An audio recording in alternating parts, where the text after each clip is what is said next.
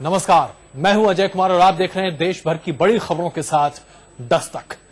जो मिठास आपकी चाय के कप में है, जो मिठास मिठाई में है, वो मिठास बहुत कम होने जा रही है क्योंकि कीमतें आसमान पर जा रही हैं और चीनी अब इतनी महंगी हो जाएगी कि आपकी शायद कुवत से भी बाहर हो जाए।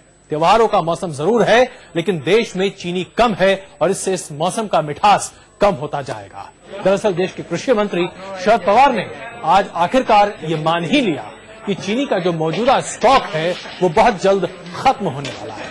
ये वही कृषि मंत्री हैं जो हफ्ते भर पहले ऐसी खबरों पर मीडिया को खरी खोटी सुना रहे थे, लेकिन आज अचानक शरद पवार का ये यू टर्न कई सवाल खड़े कर जाता है। आखिरकार शरद पवार ने एक हफ्ते में ऐसा क्या पाया कि पूरे देश में चीनी का स्टॉक अच्छा खासा होते होते अब न होने के कगार पर पहुंच गया है? क्या हुआ ऐसा, यही तलाश रहे हैं हम अपनी इस रिपोर्ट के जरिए। 90 लाख टन चीनी कम होगी इस बार। अब स्टॉक भी होने लगा है कम और महंगी होगी चीनी। ये बात हम नहीं कह रहे, बल्कि ये देश के कृषि मंत्री शरद पवार कह रहे हैं। चीनी मिल मालिकों के सम्मेलन में पवार ने साफ कहा कि चीनी को लेकर सरकार परेशान हो चली है।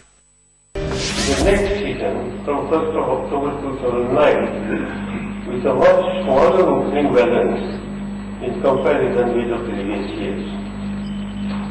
As per the initial estimates of the sugar cane availability during the 2009 and 10 sugar season, it is expected that the country would require to supplement its domestic availability of sugar with import. लेकिन पवार साहब, आपकी बात पर भरोसा करें तो कैसे? अभी हफ्ता भर भी नहीं गुजरा जब आपने ये कहा था कि जो लोग चीनी का स्टॉक कम करने की खबर दे रहे हैं वो कारोबारियों को फायदा पहुंचा रहे हैं। यही कहा था ना आपने? मैंने कहा ना कि ये झूठ न्यूज है, ये किसी ट्रेडर का इंटरेस्ट सेफगार्ड करने के लिए छापी है। ये बात बिल्कुल गलत है, ये स्थिति नहीं है।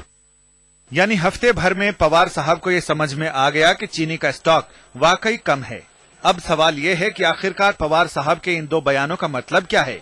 क्या देश के कृषि मंत्री को हफ्ते भर पहले पता नहीं था कि चीनी का स्टॉक कम है? अब सच चाहे जो हो, लेकिन पवार साहब की ना और हां के बीच चीनी के कारोबारियों को करोड़ों का फायदा जरूर हो गया। अगर आपको हमारी बात समझ नहीं आई तो चीनी की कीमतों पर गौर कीजिए। 26 अगस्त को चीनी 29 रुपए किलो थी और जैसे पवार साहब का पहला बयान आया वो उछलकर 32 रुपए तक पहुंच गई।